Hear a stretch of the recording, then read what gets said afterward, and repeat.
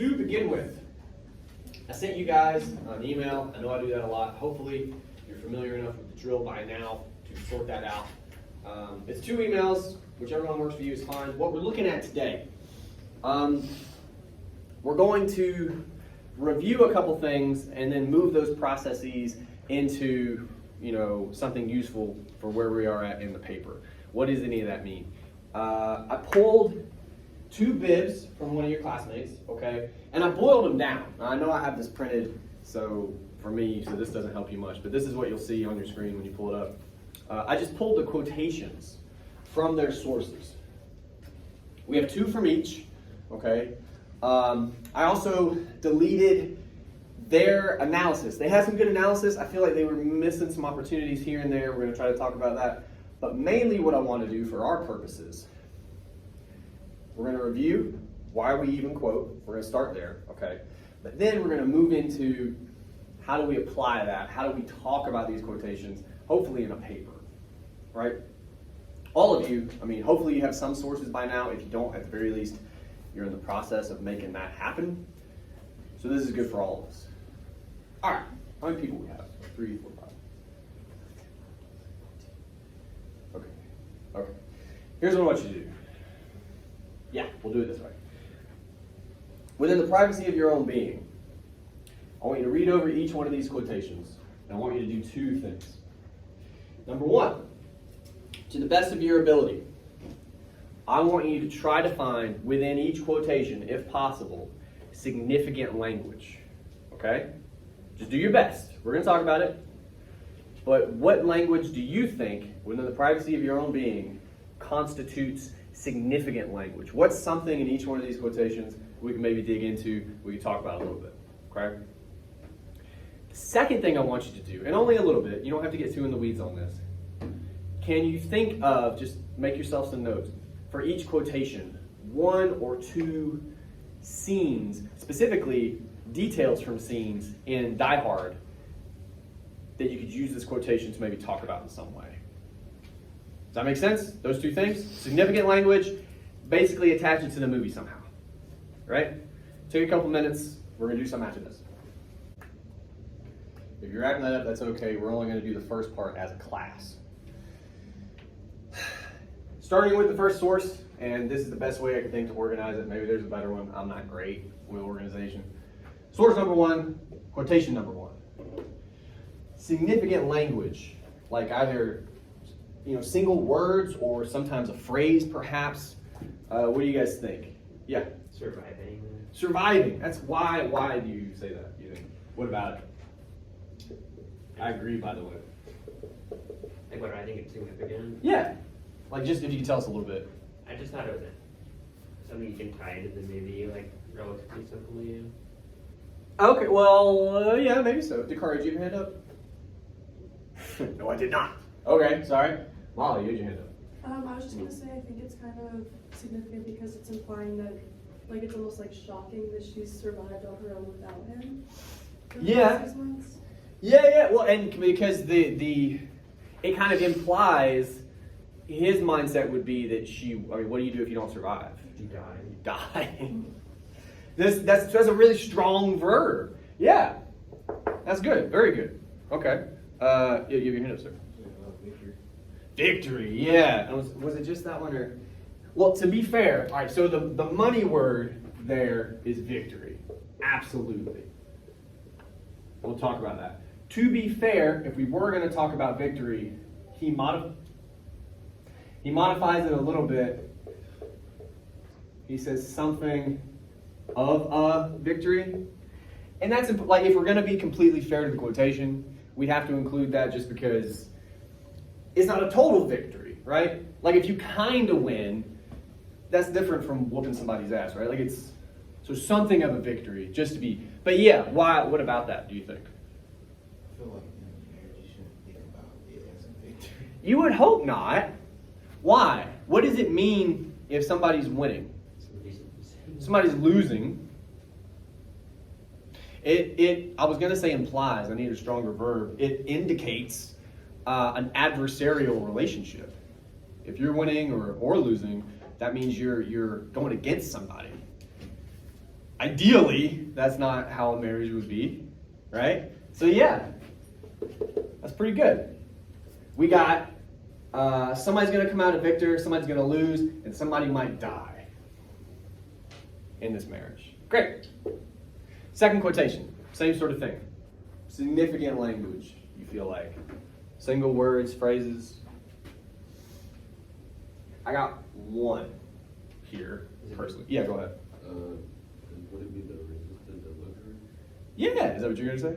Materialism. thing? You're going. That's the second source. I'm sorry. It's all good. Yeah. Talk to me if you could. What resisted the luxury? What about it? I guess like how in the other class we talked about how he doesn't really fit in with like the whole luxury ideal Yeah. that his wife does, especially with like Yeah. Well, just in the way they're dressed and how uncomfortable he is for the whole first whatever of the movie, and she's not. She's total. She's fine. She moves around. Yeah. So that's kind of getting to the luxury part. What about this though? That verb. Anybody talk to me about resisting? What does that mean? It means he was kind of like tempted, it said in it. Yeah, it implies temptation. It implies like, I'm not gonna, maybe I want to. Maybe it'd be cool to sit in the back and like, boy, or whatever. However you, I've never been in the back. I don't know how you talk to people, but you know what I'm saying. Like, yeah, it implies like he has to fight it. He has to fight the luxury. That's interesting. All right, pretty good. Second source, same kind of thing. We'll start with Zach since you. Sorry. It's all good. Of all the faux pas, that's pretty low on the poll. You said materialism. Mm-hmm. For Ellis, we're missing an S there. I would agree. And again, I would include, lifestyle. Because that means something slightly different. I can't talk and write. This lifestyle of materialism. What about that? And it's kind of a theme that like works throughout the movie. It's like that movie has a lot to do with like class and stuff like that. Like Mhm. John's like a low street cop, and he's like fighting with this building of like big business people. Yeah. Well, but I mean, let's take it in pieces here. What is materialism? It What, means like greed. Are you like you take value in possessions? you want to own shit. You want materials. That's what it means. Greed is attached to that because you kind of need money in the world we live in to get things. But materialism at its base, like denotatively, just means I want stuff. My wife has a bit of a problem with Amazon. We got to work on that. These aren't. This is nothing she doesn't know. So if she happens to hear about this, she has no right to be upset. We have too many boxes. You know what I'm saying? Materials. We got too much stuff. It drives me crazy. But anyway, did your hand up, sir? Yeah, I was thinking of materialism. Yeah. Like, something to show for your wealth. You're talking about. I'm gonna give you a really fancy phrase. Conspicuous consumption. It's the idea that the more you spend on stuff, your neighbors see it. Oh, Derek just got a pool. I guess Derek's rolling, huh? I gotta get a pool now. Right? It happens. It happens. Or, I mean, again, you guys live in a different world from me for all kinds of reasons, but like, and then I'll come to you, Rory, but like, I don't know, however you guys might flash to each other with something. If a buddy of yours gets a thing, you might feel an itch, like, I need to up my whatever game, again, whatever the hell you guys care about now. I don't know. I'm not gonna pretend to know.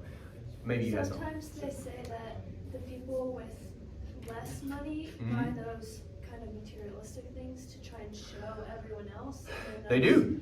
With more money, don't do that because they don't feel like they have to, or they just handle their money different. Well, the idea of new money and old money as well kind of ties into what you're saying.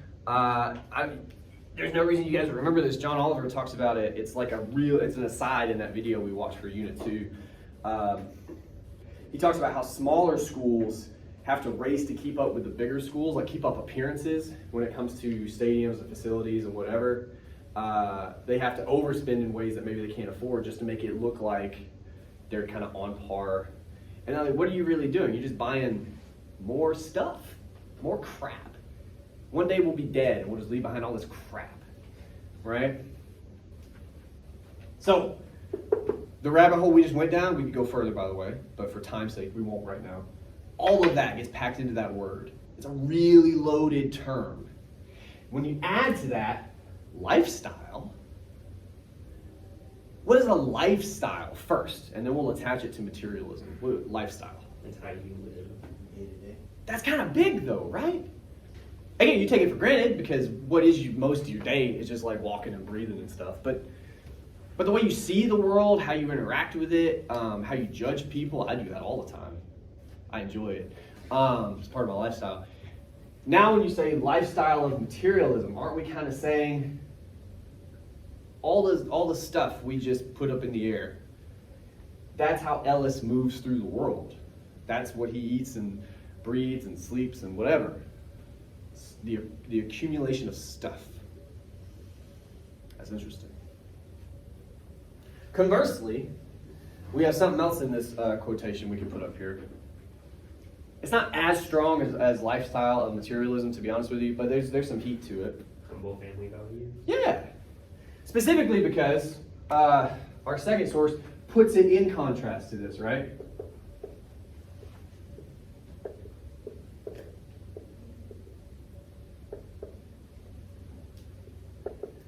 What's your understanding of the phrase family values? What does that mean, do you guys think? I don't know how familiar with it you might be. Not too familiar? Okay. Family values, it can mean several things. In this context, I would assume it mostly means you value your family. Family matters to you. Some people say that. Yeah, some people don't kind of come through. But again, it's on your list of priorities. Family's pretty high up there, right? That's family values. Humble, though, that's interesting. Why that adjective, do you think? We're saying this is Ellis, this is McClane, humble. Is it because he's like trying to humble himself, like from like all these independence throughout the film? I wouldn't say that applies just within the context of talking about this. I mean, you could maybe get there, but for the quotation itself, what are we? We have to remember it's in the same sentence as Ellis lives this lifestyle of materialism. In stark contrast, I believe he says, McClane somehow like exhibits humble family values. I think humble's like the opposite of material. How so? A rich person can wear like a basic Hanes shirt and still be rich. Like, Yeah. So, well, I don't quite follow you entirely, but also because you kind of trailed off. But what are you saying about this word then? What gets packed into that word in this case? Because he started talking about rich people, and by association, poor people. What's getting kind of loaded into humble here? Class. He values his family. First of all, because he has one. Ellis is not. I'm pretty sure. And at the very least, even if he is a dad, he might as well not be because, he's just like doing coke and stuff all the time. But this is about class. Ellis represents a certain class in the movie. That's kind of how we see those people. Conversely, in the movie, we're talking about the different class that McClane is from. That's how we see those people. It's interesting. Might be worth talking about in that quotation. All right. Second quotation from source 2. And this one's a little harder, potentially, but did you guys pick up on any significant language in this quotation? Stereotypical. Give me the rest of it. Stereotypical action hero. Yeah.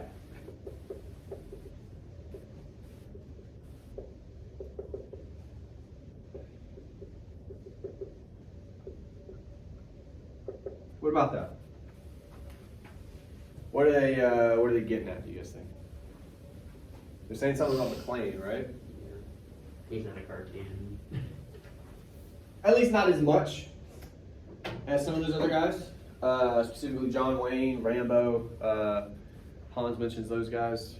Schwarzenegger, there's some allusions to him in the movie. He was pretty big in the 80s. You might have heard of him. And you might not have actually, weirdly. You might not know who that is. He was governor of California for a while too. Got in a weird life.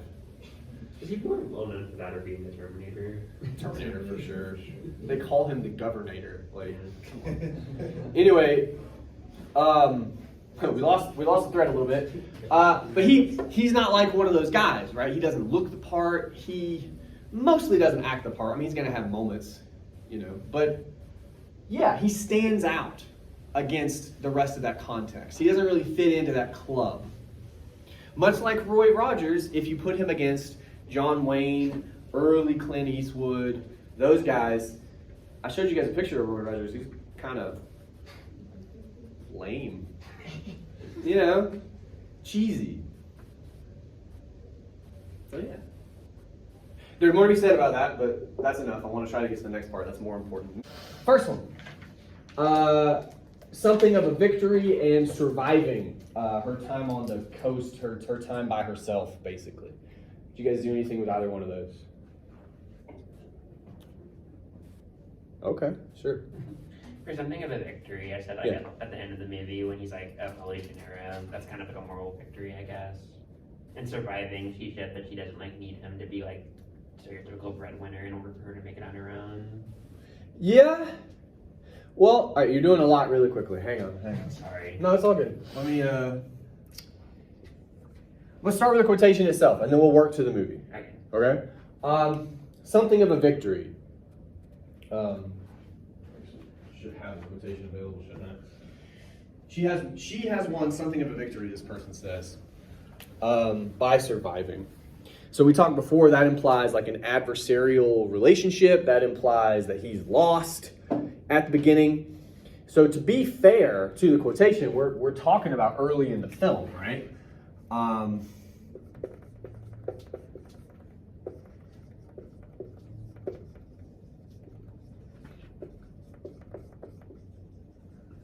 She's beaten him, according to the quotation. My question would be, like, in what way? She's doing fine. Yeah, She has a job. and that means he's lost. What you guys go? Well, you brought up the scene with like she's using her maiden name, kind of like the computer scene that Yeah. I guess McLean sees that she has like been successful and that she's beating him. She's made the decision on her own is interesting. Right. Like, and hasn't bothered to tell him. Okay, that one might be a little bit better just because it's closer to, I think, the part of the film this guy's talking about. Now, again, we could build from there to there, perhaps. But you want to usually start closer to the quotation itself, right? Just to be fair to the text. So, yeah, let's try rolling with that. I think I'm spelling this right.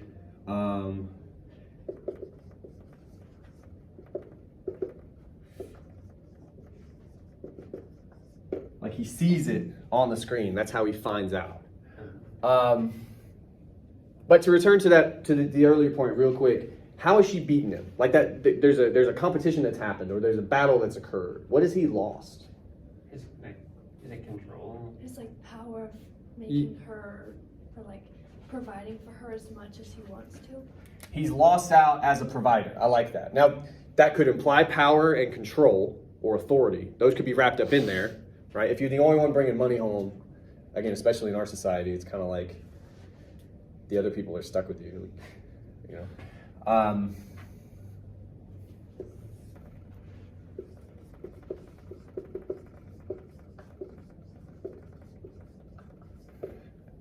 I think you said sole breadwinner at some point. So yeah.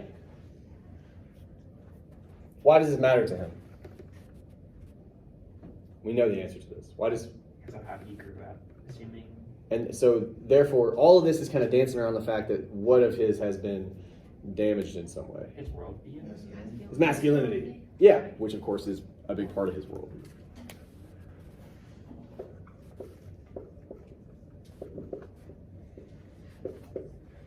Now, so what? The fact, and it's a fact, you can go back and look at the scene. He is unhappy, we'll say, when he sees that she's changed her name. I'm pretty sure, I've watched it a bunch, he like, he goes, oh, he looks for her in M. She's not there, and he goes, Christ. He knows. And then he hits G. He knows before he sees it. He's like, fuck. So he's not happy. That tells us this matters to him. That's the first part of our argument here. Not only has she damaged his masculinity, if he's a different character, maybe that doesn't matter to him. It's a different movie, right? But it does, because he reacts. We can prove it. So all of this, I'm going to say bothers McClane because why? That's the second half to our maybe early argument here. Why does he care? Why does he react? You could even, if you wanted to, and you don't have to, why does he say, I'm pretty sure it's Christ. I'm pretty sure he mutters Christ to himself, like as an expletive. Why do you think? You don't have to get that specific if you don't want to. I'll do it for you in a minute. But Because I think it's ridiculous. Like, Christ changed her name. maybe. Like, the nerve. Let's pitch some ideas real quick. Maybe. I mean, taken with how he reacts later when they fight, that would give you some ammunition there, right? Although here again, after the fight, his reaction when he's alone would suggest maybe not quite that, you know. Why does this bother him so much? Yeah, go ahead. Is it because when they fight, she's like talking about how it's like his idea of marriage? Like, Yeah. he says to me, she's like, no, it's like your idea of what a marriage should be, not my idea. Not hers. Yeah. Well, I mean, that's definitely attached to his masculine worldview and what he thinks he should be, right? And of course, and that's damn near out of Holly's mouth just there, right? But why does it bother him? And to be clear, this may help, this may make it worse. You know you're making a real argument when you have to make it, okay? What I mean by that is, everything we've talked about to this point has been building from the film. That is where you need to start. But to really have an argument that has to be proven, that's got to come from here. Yeah. Does it tie into like an aspect of control? Like, oh, she has my last name, so she's mine kind of deal? I mean, again, maybe. Certainly in some ways. And because assuming like the stereotypical like masculine worldview you mentioned, that Hold on. Let's do the play-by-play. Let's try this. When he gets there, he hits M. He assumes what? she still has his last name. Yeah. Natural assumption to make, by the way. Just to be fair. He's surprised, as well as bothered. So we could maybe substitute surprised. He's surprised because why? He would expect her not to change her name. Why? Why would he expect that? Other than the usual, like, that's just kind of how people live.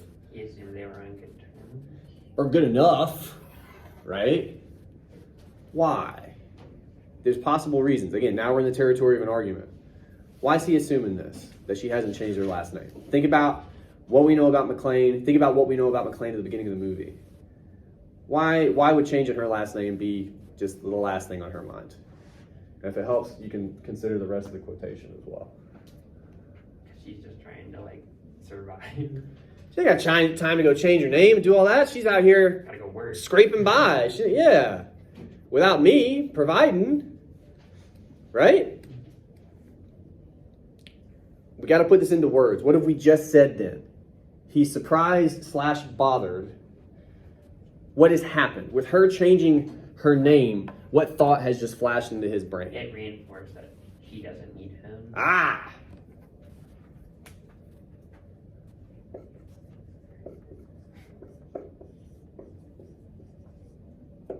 She's good without him.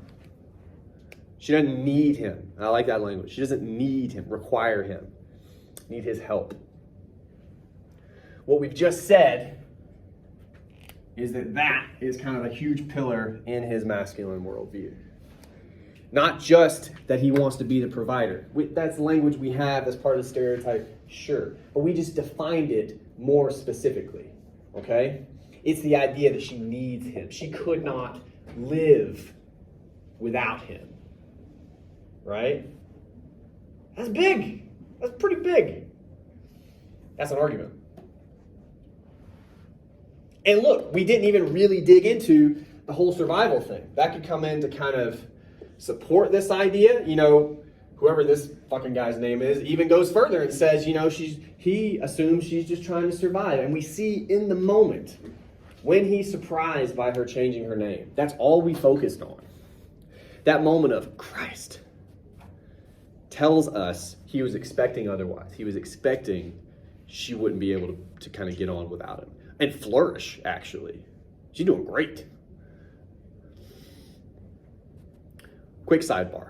You do not have to go to this depth, but you can. The fact that he uses Christ as an expletive is interesting. He could say anything there. I think the movie's rated R, right? He could say all kinds of wild shit if he wanted to. Turkey fucker. You know, he could just... I say that just to upset somebody. I'm sorry. I'm not, but anyway. Christ is indicative of a certain background, right? He grew up a certain way. What do you think that way might be? Religion. Yeah. Religious background. Pretty old school, that. Religion goes back for years, you know, into times when people would just like kill you with rocks or whatever. It's a really old idea. Could suggest his ideas are of a similar, you know, date, I suppose. Be one way to take it. But you don't have to go down that rabbit hole. I just wanted to, for a second, kind of drag you down there with me. This is good. This is an argument. This is what we're trying to do. Now, from here, we could go anywhere. Several of you brought up the fight he has with Holly. That would make all the sense in the world for another paragraph. I'm not saying do it in the same paragraph. You do not have room. I think maybe Molly brought up when Holly says, I know exactly what your idea of a marriage should be. She says it with some stank on it. She looks right at him, kind of like daring him to say something else. That'd be our next paragraph. And from there, we're rolling. These may or may not come in. I don't know, right? We would just, but that's one way to build a paper. You just see what comes next, logically. All that said, let's try out this on its own. Resisted the luxury. He says, he's talking about getting in the limo with Argyle, and says McLean resists the luxury offered. He instead sits up front. What's that about? Resisting the luxury. We talked about this a little bit. He's fighting it, right? The temptation, or like, oh, I bet that's really, those are cozy seats. I bet they're heated, or whatever, right? Like, he has to fight that. Why? In those terms. Why put it in those terms?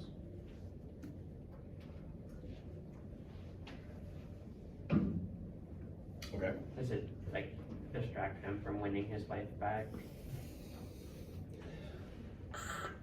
I'm grasping at straws. I appreciate it. I mean, you could maybe get somewhere like that down the road. We got to do some work before we can get anywhere like that. Like,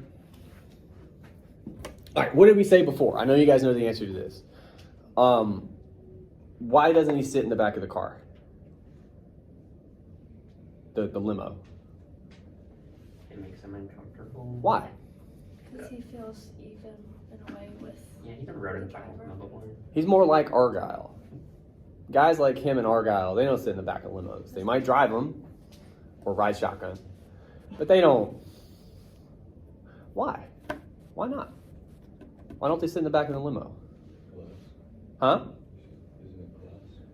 Yeah, but we can't just say in a paper. Right? Like, what about it? This is the hard part, by the way. I'm having fun with you, and I apologize. This is the hard part. What about his class? They can't afford it. Well, he can afford it today because somebody else paid for it. Yeah. That's not what he's used to doing. What do you mean? What is it there? It can mean a couple things, by the way. He's not used to riding in a limo. We'll start there. Got that one. What else is he not used to doing? People buying shit for him. Especially things like this. Being above others. I think that's packed in too. All right, so hold on. The second one we're on here is something about class. Right? Okay. The language I used, and please feel free to use something else if it's more applicable for your journey. He's uncomfortable with it. The two kind of ways we came up with is he's uncomfortable with feeling above people is how we put it. And we're going to define that a bit better here in a second. The other one was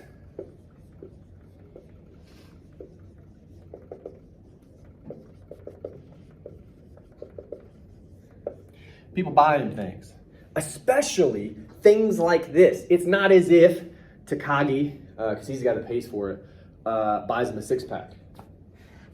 No, really, consider this for just a minute. If he gets to the airport and there's just, for some reason, a six-pack in ice with his name on it, would he feel better about taking that? Probably. Why? He could afford that. He could afford it himself? You could pay him back if you wanted to. Potentially. But so now we've entered into the realm of because it's a gift, right? It's a gift he's getting. The gift he's receiving is something he could get himself and or pay back for himself. It's within his means. It's interesting because now we're saying the limo is not. What's that about? Why is that the fact that he could not afford it on his own? That's what we've identified as making him uncomfortable here. Is it like insulting to him? I don't know. Like, I'm a man, I can do what I need to do. I can hail a taxi, I don't need a limo. We're talking about self-reliance. Yeah.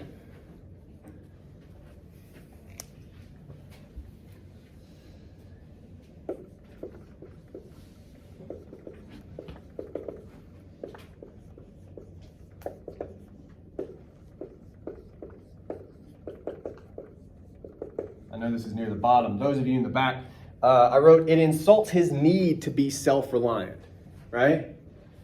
And again, of course, that's attached to his masculinity, this old school masculine worldview. I'm a man, I can do shit for myself, right?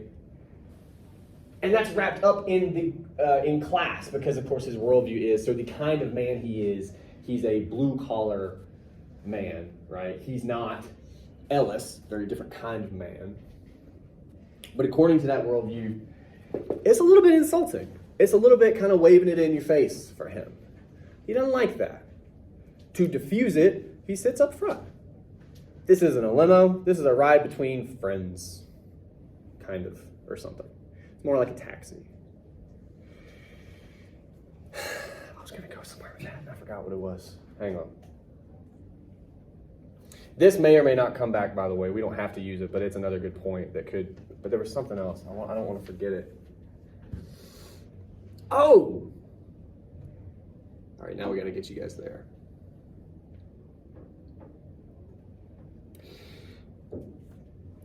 McLean wants to be self-reliant. He only wants to depend upon himself.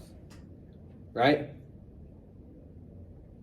What was the issue in our previous paragraph? Supposing we're just building these. What was the issue in our previous paragraph with Holly? He wanted Holly to depend on her. To depend on him. Yeah. Yeah. What's all this seem to come back to? His worldview. Nah, you take leaps. You got to slow down. No, I mean that. You all think differently. That's your hang-up. You got to slow down. He wants to be self-reliant, and he wants Holly to depend upon him. Just these two paragraphs, I think we're building toward a larger argument. What do both of these arguments kind of point us back to? Argument on gender roles? No. We're talking about a specific character, though. Who matters? According to these two paragraphs. Huh? He matters. Yeah. It's all about him. It's all about him. Which is weird because, again, in the first paragraph, there's a way to spin this nicely, right? There's a way to say he just wants to take care of his wife. Like, that sounds nicer than maybe the way we started to put it at the end. But when you put these two next to each other, a part of our thesis that's emerging, it seems like,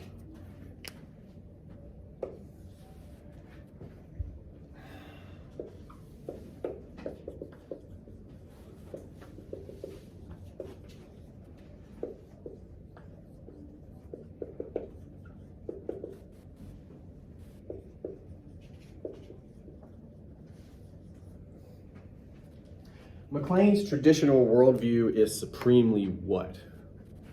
Old school. That's what traditional means. I appreciate you taking the shot. What is it? If, again, I'll give you the score. What do we want from Holly? That's what Holly wants. What do we want from Holly, according to this argument? To depend upon McLean. What about this one? Be independent. To depend upon himself. His traditional worldview is supremely what? No. As it relates to him, what matters in his worldview? That's selfish. Him. It's selfish. It's self-centered, if you want to soften it a little bit. Yeah.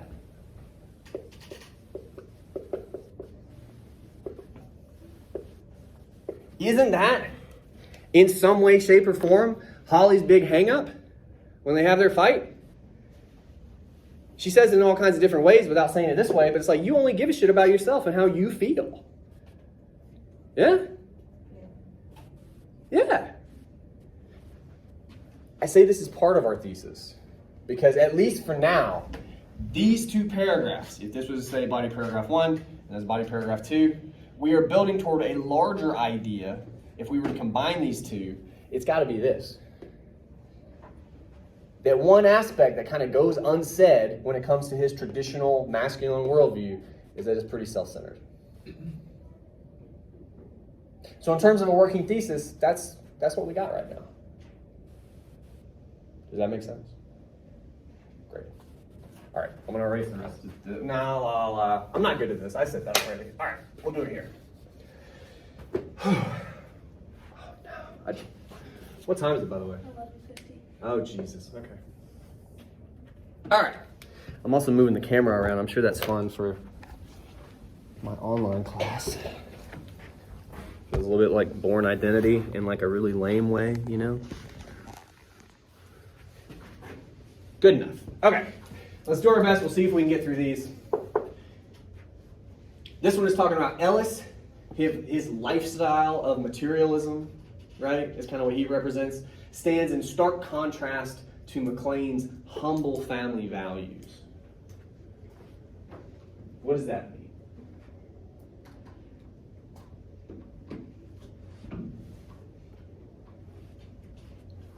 Let's talk about Ellis first. What is Ellis all about?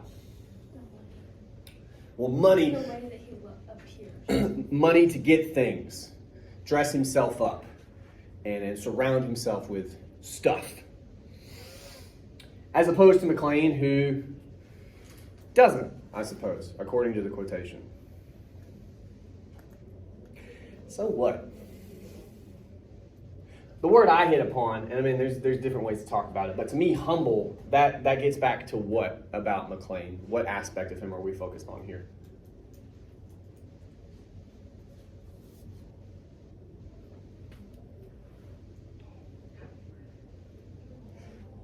What's the big difference between him and Ellis? Class. Ellis, we don't know where he comes from, so we can't necessarily say background, right? But where they are now, Ellis is clearly of a higher economic, social class. Pretty clearly. All right. How do we define that class according to this quotation? It's not money, right? It's what? Value? No, that's family, actually. So we're kind of saying, another way to put it might be, in the film, if we're thinking about Ellis specifically, what does that kind of person value? Materials, which is what? Stuff. Yeah, things. Shit. Yeah, I was trying to connect the two, but just one word value. You're good. The important, look, you have a similar issue to what Zach was having. You're trying to do too much at once. You got to build to that stuff, right? But you got to take those baby steps. So, if we could, and there's going to be a couple, are there any scenes we could think about Ellis and kind of what he's all about? Go for it. I know that when McLean first walks into her office and they're all in there, Yeah. he is like insistent that she shows off her. Show him the watch. Show him the watch. He says it like that. A weirdo. Yeah. Okay. Now look, on its face, pardon the pun, because it's a clock. Man, that's a bad joke. the Rolex for Ellis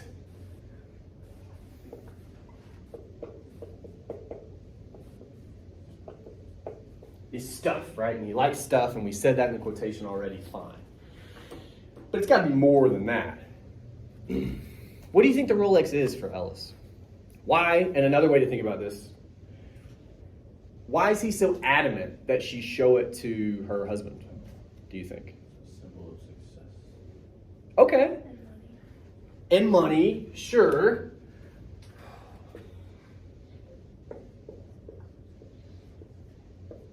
So money kind of self-explanatory in this context. Success I'm more curious about because there's different ways to define that. Success in what sense? Career. Yeah? Huh? Financial. Yeah. What else could it be? Just, we got to try on some theories here. If, for instance, and I think we'd all agree, it is some way symbolic of her success in her field, right? For sure. Why does Ellis care? Especially Ellis, who, look, he's a little weasel. He's not out here like, you do it, Holly. Like, that doesn't strike me, that's not who he is. So, why does he care? He doesn't just want her to show it off. He wants her to show McLean. Is it like, look what I got your wife, look what I gave to her? It kind of feels... And you can't do Doesn't feel like she doesn't. What's up? Isn't it more like she's doing fine on her own here? She doesn't really need you. Right? Well, absolutely to the second part. Absolutely, she doesn't need your ass type of thing. The independence question is interesting. Because, to a degree, maybe, independent of McLean. Ellis, though, keep in mind, the only thing we really know about him, I tend to agree with whoever said that about him, he wants things. He wants to accrue things to prove how great he is, prove how successful he is. The Rolex would be, again, Holly has it, but he wants stuff like that, right? Why is Ellis, even that name, man, it's so squirrely. Why would Ellis want her to show her husband? Want her to show her husband she doesn't need him? Why does Ellis care? He wants to be the Holly. Why do you think that is? Because they're in love. No. She's stressed. Because what? Does she see her as like materialistic? So I feel like Maybe. that's how he comes off. That's not, everything he does. As in like, oh, I want you. Like, look at my arm candy. You get a Rolex. Sure, she's a successful one. Look, I tamed this woman, right? Yeah, she's like another trophy for him, type of thing. All right, we just did a whole lot of work, so we're going to try to make that happen on the board now. First of all, symbol of success in this context, in this world, success for Holly means independence, right? If it were, for instance, a scene where Holly privately is like, look at this watch. And McLean was like, that's cool. She's like, you couldn't get me this watch. Like that would be its own thing. That's not how it plays out. That's not how it plays out. But part of it, you were right. I think Roy said this. It's a thing that McLean couldn't make happen himself. That sounds a lot like what that we've already talked about. No, it's a literal thing. A thing we talked about like 5 minutes ago that he can't. The limo. Right? It's one more part of that world that he doesn't have access to. He's seen them. He's heard of them. Like a myth, like a unicorn. Right? Might as well be. It's just as realistic for him. So independence from McLean, from McLean's means, I'll say. What he can actually make happen. Because that ain't it. Now, part of it we might have to consider, she kind of made it happen for herself, because again, she's in this world, she's worked her way up, all that stuff. But you also have the idea, and I'm working from memory here, so you guys got to double check this. Does Ellis give it to her? Is that what happens? I'm asking. Sure. Did he like pitch it together? I can't remember. The Rolex? Yeah. I thought she got it just from the business. But yeah, see, I'm not. That's the part I can't remember exactly. Like, I know she gets it from, as you say, the business, but that's like a big entity. Like, I'm not. The point is, we may not be able to specifically prove that Ellis gave it to her. Okay. What we could speak to is Ellis plays a role. He's in that machine. He's probably in those meetings. Like they're working side by side, you know, type of thing. And you get the sense Ellis plays a role, does have access to these kind of materials that McClane does not.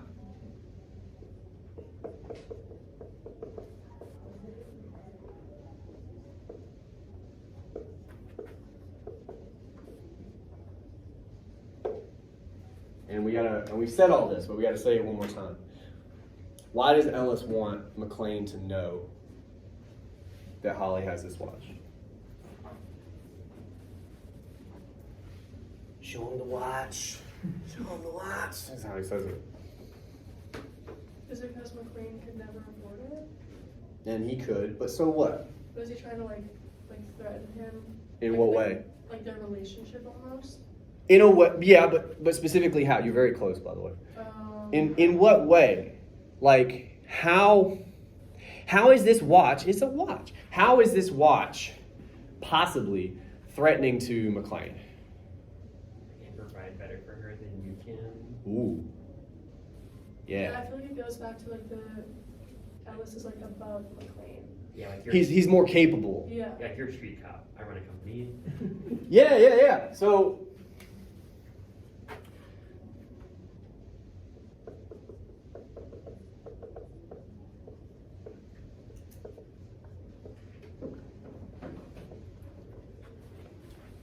Ellis is a better provider.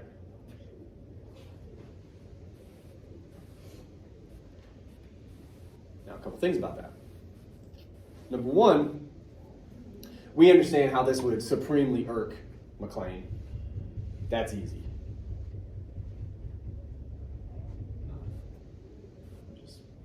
They have more fun than us. Number two, though, if we just said, like one of the tests, if we just said Ellis is a better provider than McClane, would I really need to work hard to prove that to any of you? No. Think about how he's dressed. Think about the very little you know of his job. He has a cocaine habit. Poor people don't have cocaine habits. Bathroom in his office. Yeah, like it's... So that's banal right now. So the point I'm making to you is, the thing you do when you have a banal claim, which is what we have right now, you can either throw it out because you don't know what to do with it, which happens, and that's a bummer, or you can get more specific. Why does this matter? Why does it matter that Ellis is a better provider? Up until now, we've been a little bit focused on why it would matter to McClane, and we get that. That's easy. Why else might it matter? Ellis is a better provider. Ellis wants McClane to know that he's a better provider, right? So what? What does that tell us about Ellis? And kind of what he represents, maybe. What does Ellis represent?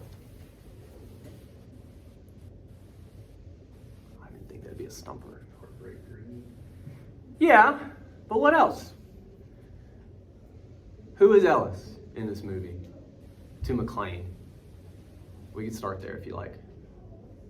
Possibly competition. In what sense? It's a homewrecker, I think somebody said. More masculine.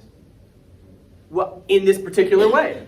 In a way that we've learned is very, and I'm cutting somebody off, I'll come to you. But in a way that we learned is very important to McClane. Like, huge pillar in his masculinity and how he measures it is his ability to provide. So the fact that Holly doesn't need him to do that is pretty damaging. And now the fact that this guy is like, well, I can do it better than you, is also pretty damaging. Okay. Somebody else was saying something about it. I'm sorry, in the back, toward the back. Okay. I think it could also be the way we masculine probably changed because probably looks more masculine than Ellis does. Like, Traditionally speaking. yeah, because he has no money, so he might. What you've highlighted is kind of what I'm trying to get us to.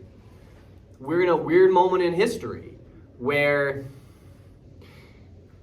yeah, like, we know all the stereotypical, masculine whatever. So you need to be bigger and stronger, but also make more money. And, you can't do all those things at this point. McClane is more capable physically, obviously. Ellis is more capable when it comes to a bank account. So maybe he's more masculine in that way, but his sort of corporate world, Ellis's, is also what in the film? We've attached it to something when it comes to Holly. We're talking about her like a chess piece, unfortunately. That's kind of what she is here. What is this corporate world for Holly that Ellis represents? What does it offer her? Security. By way of independence. That's what it offers her, right? That's what we kind of keep coming back to. So you would think Ellis, as representative of that world, would also kind of bring that with him, her independence. But we just work to the notion that that's not what he actually wants. He wants her for what? Not to celebrate her power. We're not talking about that. To show off. His power, right?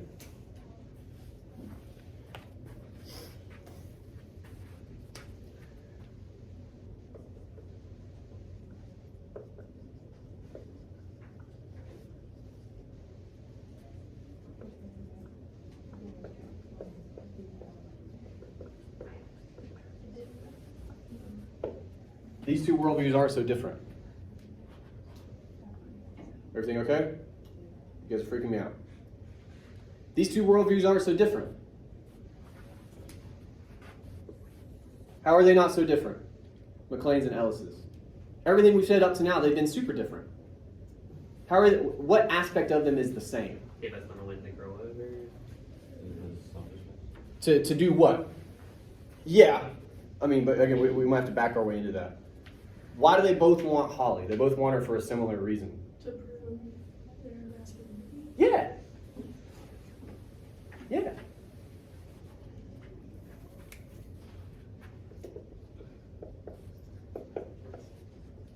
And that's how she is for both of them. She's a trophy for both of them.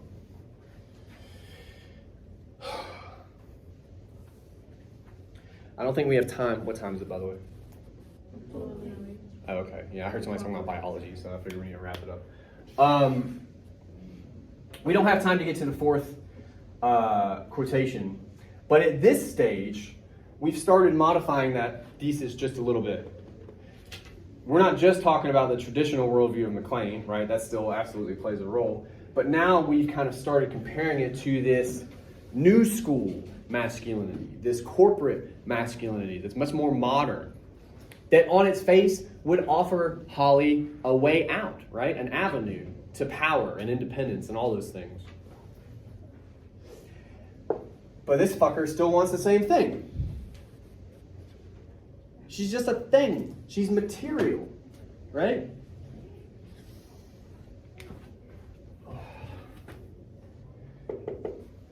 Something about class sort of steps in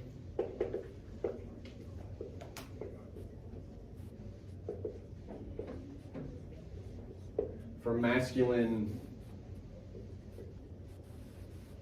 authoritative desires. That's a fancy way of saying men want to control her. But the point is, we have this old school masculinity, which by the way is couched in being lower class, right? More on that in just a second.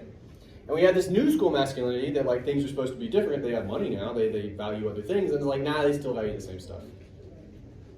The difference, according to our quotation, is McClane at least values her as a member of the family. I feel like in the movie, Ellis's might be worse. He doesn't even value her as that. He just values her as something he's going to wear, basically. right? All right, a little bit more on class and then I'll let you go. Like on economic class, not this class. Anyway. We didn't talk, we could have talked more, I guess, about resisting luxury in the previous paragraph, and I just want to make this point. It's the idea that McLean has to fight it, right? That there's a battle to be waged between him and whatever the limousine represents. Part of that comes down to class, the idea that lower class has to defend itself against the moneyed classes, okay? You kind of got that kicking around. But also, it's the fact that he's got to fight the insult that we did talk about, right? Somebody screamed. And that's weirdly part of this masculine worldview he has too. What's his response to everything? It's to shoot it, right? Metaphorically speaking, what does he do during his fight with Holly, if not shoot himself, basically, in the foot, right? That's his response to everything. That could also be, in some ways, potentially a part of our discussion when it comes to this thesis. It's like the self-destructive nature of this worldview, right? Like some kind of idea like if I'm not going to make it happen the way I'm supposed to, I'm going to go down in flames, type of thing, which is pretty real. So we got all that kicking around. How did we do any of this? I know I say this all the time, but I only do it because you guys won't. Details. It's got to be details every single time. First of all, if nothing else, and I've erased some of them and I apologize, you guys are nailing the language, like significant language that matters. That's great. Now go use it. Actually focus on the details. And to be fair, we're also talking about a movie. It's not always going to be quotations, but if it's how somebody is dressed, or if it's how something is shot, or the music, which we still have not had time to talk about in class, you want to think about details, right? Sorry. You want to focus on details, right? That's how you build to arguments. Those, I think Stefan and Zach at different points in today raised the beginnings of interesting arguments, which is great. But you're making big leaps. Start with the evidence. You will build to those arguments. But when you get there, you will actually have ammunition to better define them, better form them, what have you. You got to start with your evidence. That's the only way to make this happen. Questions before I let you go? All right, to review real quick, hang on. Next time, intro and body paragraph due to Corsten. I know you're not probably super in love with whatever your introduction is going to look like.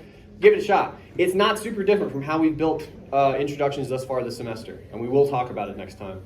Body paragraph, new body paragraph that is. And if you want to revise your second paper, that is due the 13th on Turnitin. I don't know when that is. Next Wednesday. You guys got calendars. You figure it out. Next Wednesday. Thank you.